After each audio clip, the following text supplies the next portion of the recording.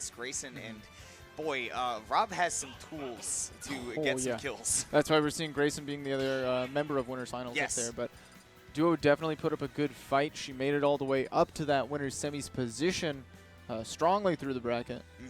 Actually defeating the first seed in her pool in Zale, but was off in the match count differential, so was seeded second in that pool.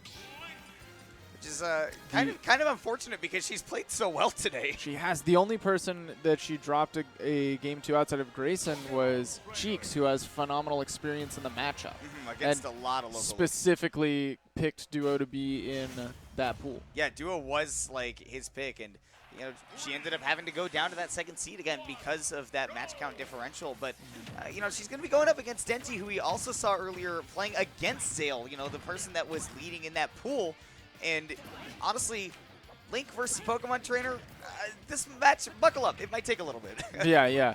You're going to be seeing some defensive play from Link. He's not going to – Link will have to be able to sit back, set up Boomerang, set up Bomb, and maybe use some of that sword, but the sword is not going to be as effective against the Squirtle.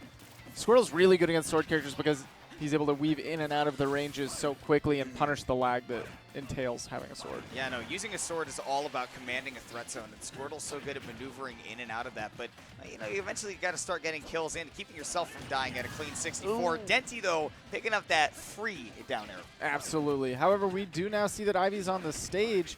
That Duo might be able to use her big sword hitboxes to box a little bit more, get aggressive in here.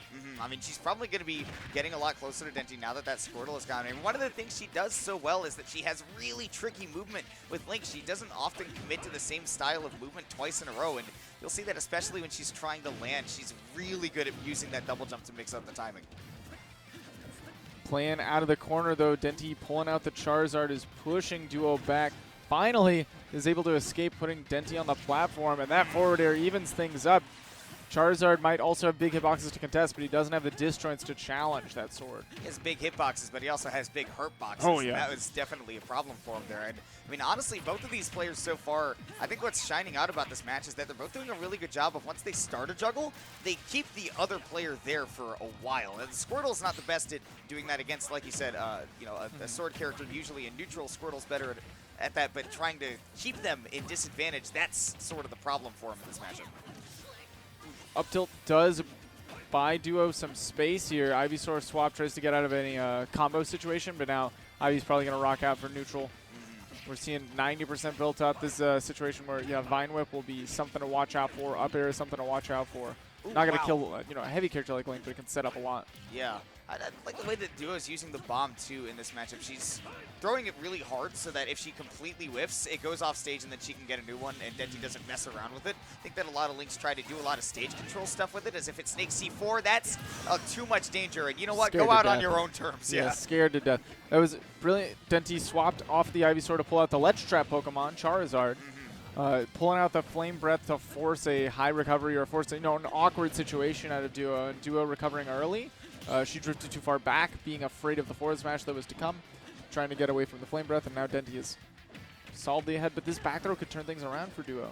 I mean, especially if you can get a ledge trap. Charizard may be good at ledge trapping, but once he's getting ledge trapped, especially against a character with a sword like Link, it can be trouble for him. It's all about, you know, I mean, Charizard, a lot of his hitboxes take time to come out, so if you know where he's going to go, you got a pretty good chance right there. Nice air dodge by Denti, though. Yeah, but that was all a bait. At the end of the day, you might avoid the arrow, but you're still frame trapped after all of that. And Duo was able to seal the stock because of it. Now she's brought this down to last stock situation, game one. See if Squirtle can keep doing what Squirtle has been doing and put on this mad damage really early. Oh, wow. Duo just went so deep off stage. She almost paid for it. I mean, especially when that Squirtle's out and that quick change to Ivysaur can happen, you got to keep in mind, you got to act like Squirtle has that down air hitbox because that frame one switch. Oh, yeah. It's terrifying. But luckily for Duo, wasn't able to get that situation going quick enough. So Denti has a lot of control with this Razor Leaf, but the damage is going to come a little bit slower. Definitely not going to be as explosive as the Squirtle, and even that Charizard has like a lot of that combo potential. It really depends on whether you can land like an up air to juggle. And again, the juggling has been pretty naturally good in this game, but it's hard to do that against a sword. Right. Ivy normally, you know, if you can get a throw, you can set up a up air under the platform. You can get a lot, but Oh, The wow. spacing. Oh, getting saved by the bomb? That's Wow. so unfortunate for Duo, but great for Denti because that forward tilt, I mean, there's potential the DI could have saved, but also definitely getting hit by the bomb stopped all the momentum. Yeah. Wow, and now Denti's going to try to make use of that, too. Use that Fire Breath to put Duo in the corner, and she's going to have a hard time fighting out against Charizard with those big hitboxes. Parry doesn't lead to anything. Denti didn't want to overextend. He didn't react to the fact that he had parried there. Might have been an unintentional parry, not getting, what could have been an up smash punish, right? Potentially even a game. God, up smash is so fast. It is very fast, although I don't know if it would have killed. That's going to blow up? It does? Why doesn't it blow up? Maybe not in the hand. That's interesting. I guess, yeah, maybe it just has to be dropped for fire to detonate on the it. flat, though. Not going to do it, though, because LSI is so crucial. Oh, wow, use of the boomerang just to buy a little stage control, and Duo rolling behind Denti. She did such a good job of getting the stage control back. A little pop-off, too. Those last, like, 30 to 40 seconds were all about stage control. You saw how few commitments neither Denti nor Duo made in those moments. And what's crazy is those last 30, 40 seconds were all borrowed time that Denti was living off of because we had already seen the forward tilt connect. We'd already seen the kill screen come up, and then we'd seen Saved by the Bomb. Saved by the Bomb, dude. And it was all way more pressure on Duo at that point to keep it up, right? Mm-hmm. Like, I've already spent all of my effort here. I think I've won the game, and then suddenly right back in it. And in it, for sure. Duo now has that 1-0 lead on Denti, who I think a lot of people were figuring was definitely one of the huge threats to take this tournament, whereas Duo's just kind of having an amazing performance, like definitely like overperforming with the amount of names that she's taken today, where I think that a lot of people were expecting, like, I mean, she was a fill-in, right? Right. Wasn't originally supposed to be part of the cast here, and then she is proving that she should be here. Like, it's a really good performance today. Yeah.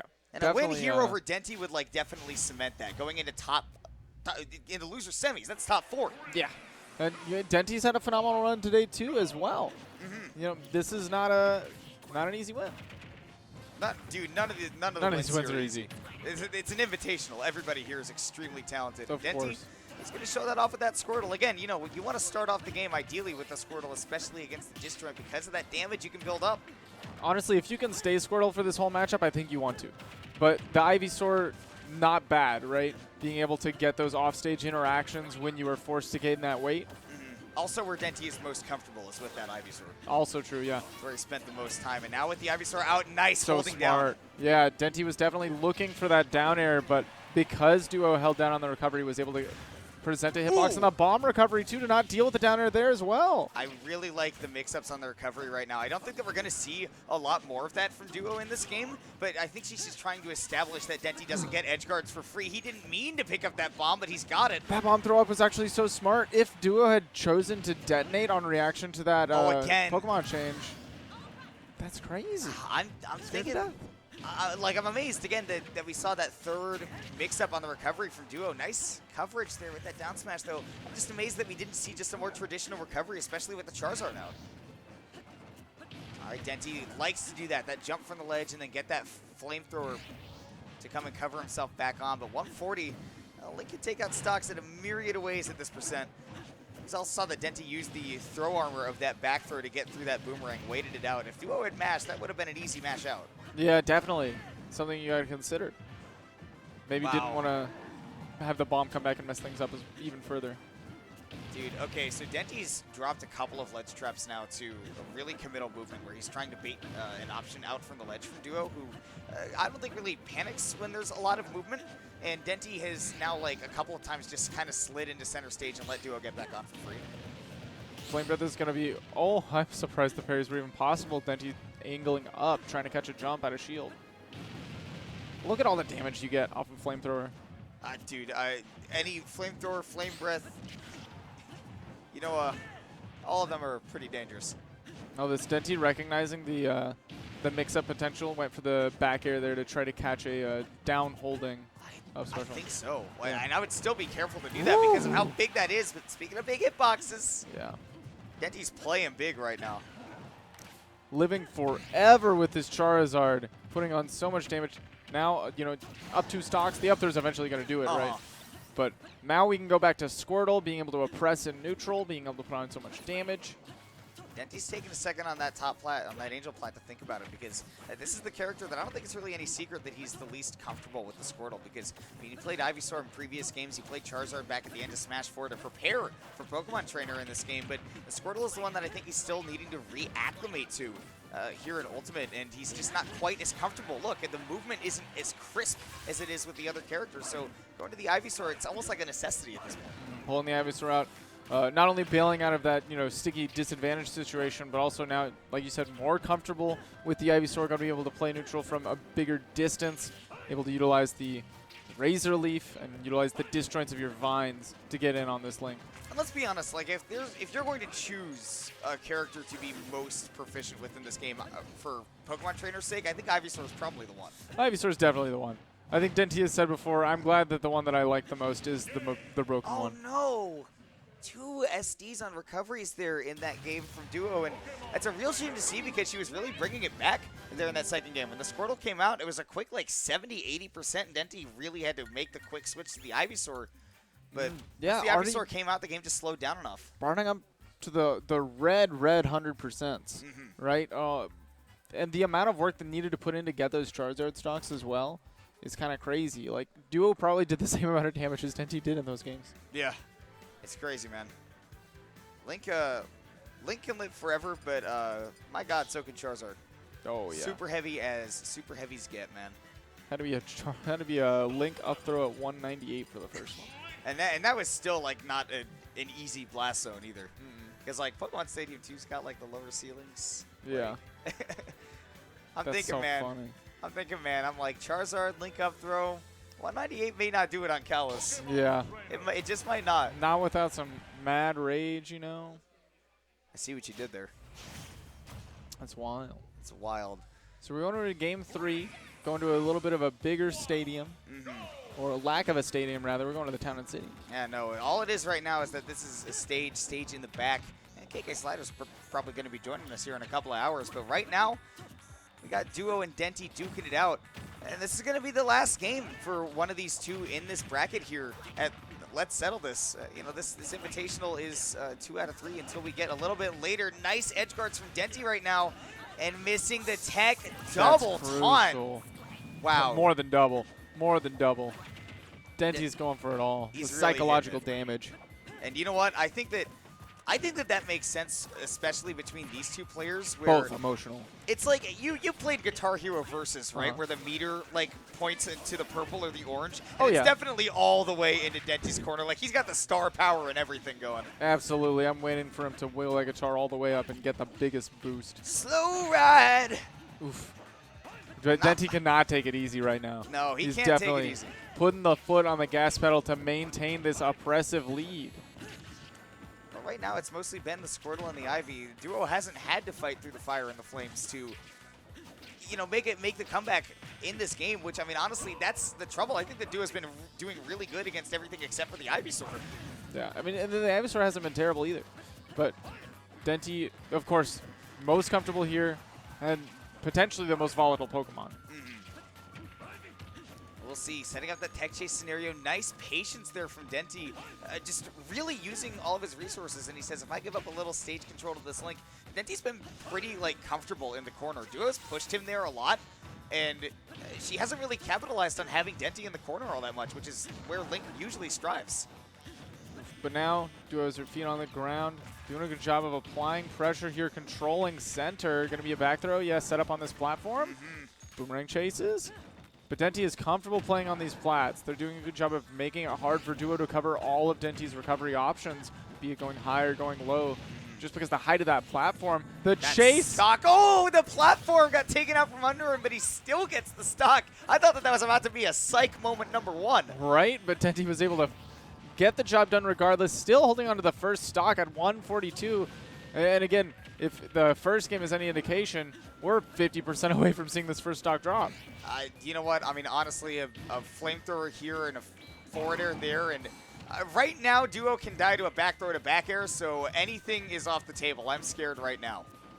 Charizard's so good at closing out these stocks and holding on to these stocks. Oh my god! That jump read! You don't do that Like, twice! That wasn't even like Denti saying, I want to get some damage off this risky jump read. That was, I want to get away from this corner. I'm going for the Flare Blitz to go to the other side, and you can't chase me. But somehow it still worked out for him. 66%. That was such a nice wait there by Duo, but she didn't want to commit to going all the way off stage in case disaster happened, especially that she wouldn't have access to the bomb to try to use a bomb recovery in the worst case scenario. Now we have Charizard back online already at such a low percent because Denti knows it's time to close out, maybe recognizing a weakness in the matchup. This is a Denti such that I have not seen before in my lifetime. My goodness, the pressure from Duo is huge. Calling that jump as well, but missing the timing and spacing on that up air. I'd like to say that she's got to slow it down because Denti's playing with such ferocity, but there's really no time left on this stock for Duo to slow it down, and Denti just sticking with this Charizard, just the survivability has been tantamount to why he's winning this game. And Denti going for the forward throw, setting up this ledge trap. That's a DI mix-up, my friend. The Flame Breath not going to do anything because the phenomenal bomb jump recovery. You can recover from so far away from lane. This'll do it, though. Yeah, that'll... Even in the corner. Okay, I was closer than I gave it credit for.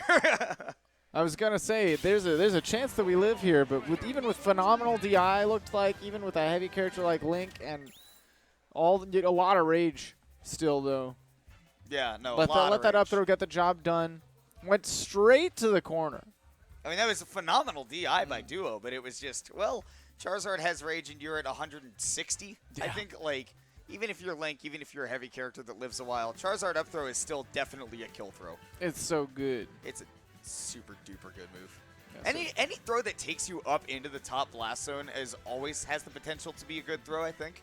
And now Denti waiting on the winner of this next set in losers semifinals. So this is losers quarters now. This is going to be Ismon sitting down up against a Void, who we just saw drop to Ultimate Razor. Right. So likely going to be